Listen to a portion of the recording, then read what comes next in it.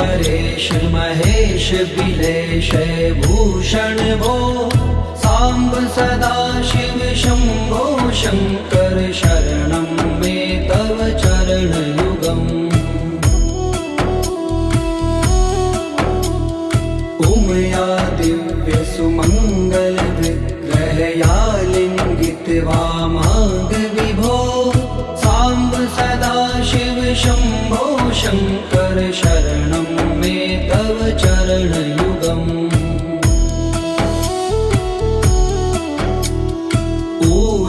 कुरु मामज्ञमनाथं दूरीकुरु मे दुरितं भो सांब सदा शिव शंभो शंकर शरणं मे तव चरण युगम् ऋषिवर मानस हंस चराचर जनन स्थिति लय कारण भो सांब सदा शिव शंभो शंकर शरणं मे तव चरण युगम् अन्तःकरण विशुद्धिं भक्तिं च त्वयि सतिं प्रदेहि विभो सांब सदा शिव शंभो शंकर शरणं मे तव चरण युगम्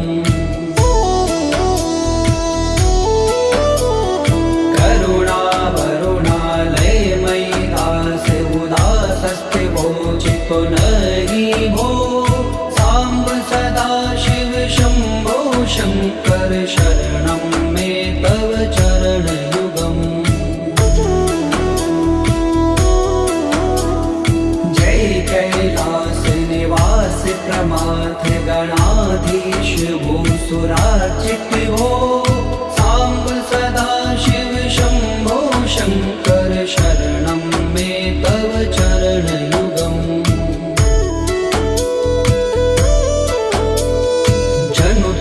झंकिनु जनु तक खिट तक शब्दैर्नटसि महानट भो सांब सदा शिव शंभो शंकर शरणं मे तव चरण युगम् धर्म स्थापन दक्ष प्रयक्ष गुरो दक्ष यज्ञ शिक्षक भो सांब सदा शिव शंभो शंकर शरणं मे तव चरण युगम् बलमारोग्यं चायुस्त्वद्गुणरुचितं चिरं प्रदेहि विभो सांब सदा शिव शंभो शंकर शरणं मे तव चरण युगम् सर्वदेव सर्वोत्तम सर्वद दुर्वृत्त गर्वहरण विभो सांब सदा शिव शंभो शंकर शरणं मे तव चरण युगम् भगवन भर्ग भयापह भूतिपते भूति भूषितांग विभो सांब सदा शिव शंभो शंकर शरणं मे तव चरण युगम् षड्कुषडूर्वे षड्विकार हर सन्मुख षण्मुख जनक विभो सांब सदा शिव शंभो शंकर शरणं मे तव चरण युगम् सत्यं ज्ञानमनन्तं ब्रह्मेते लक्षण लक्षित भो सांब सदा शिव शंभो शंकर शरणं मे तव चरण युगम् हा हा हो मुख सुर गायक गीता पदान पद्य विभो सांब सदा शिव शंभो शंकर शरणं मे तव चरण युगम्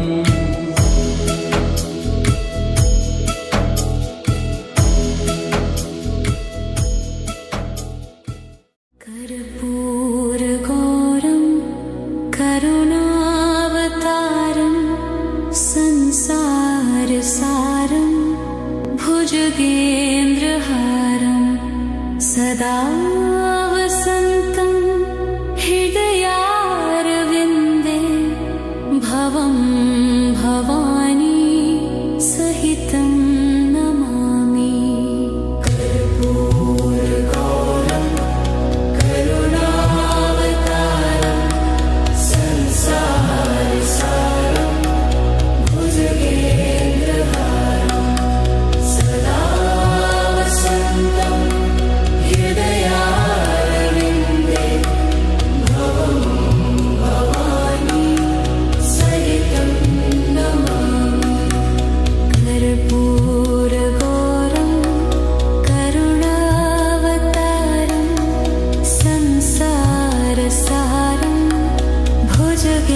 भुजगेन्द्रहारं सदा वसन्तं हृदयारविन्दे भवं भवानी सहितं नमामि कर्पूरगौरं करुणावतारं संसारसारं भुजगेन्द्रहारं सदा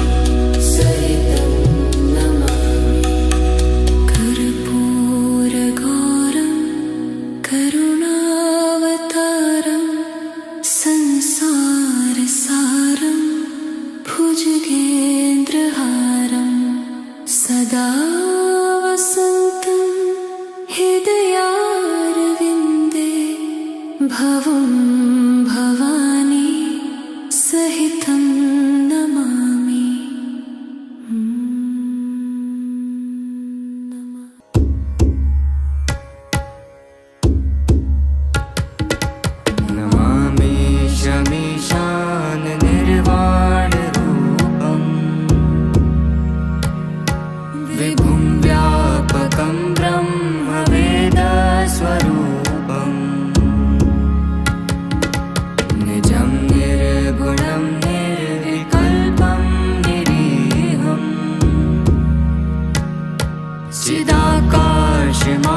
चिदाकाशमाकाशवासं भजेऽहम्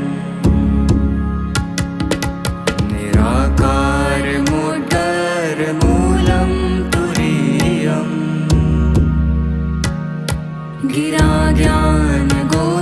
गिराज्ञानगोदितमीशं गिरीशम् करालं महाकालकालं कृपालम् गुणागार संसार पारं नतोऽहम्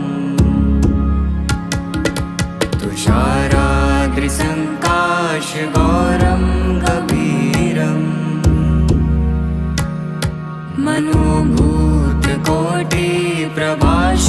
मनोभूतकोटिप्रभाश्रीशरीरम्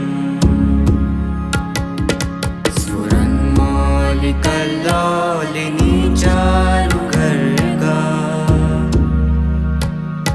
लसब्दालबालेन्दुकण्ठे भुजङ्गा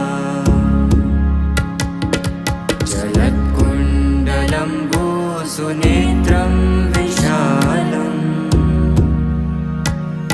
प्रसन्नाननं नीलकण्ठं दयालम् मृगाधीशचर्माम्बरं मुण्डमालम् प्रियं शङ्करं सर्वनाथं भजामि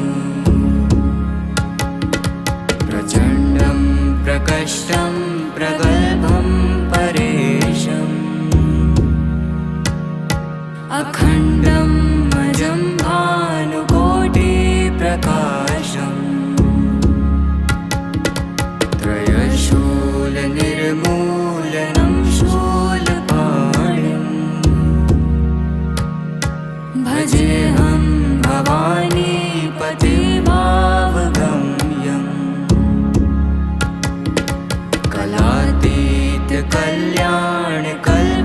कलातीतकल्याणकल्पान्तकारी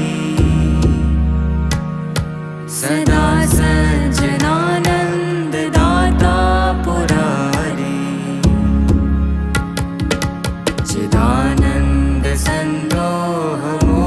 चिदानन्दसन्दोहमोहापहारी प्रसीद प्रसीद प्रभो मन्मथारी न यावदुमानाथ पादारविन्दम् भजन्ति लोके परे वा नराणम् न तावत् सुखं शान्ति सन्तापनाशम् प्रसीद प्रभो सर्वभूतादिवासम्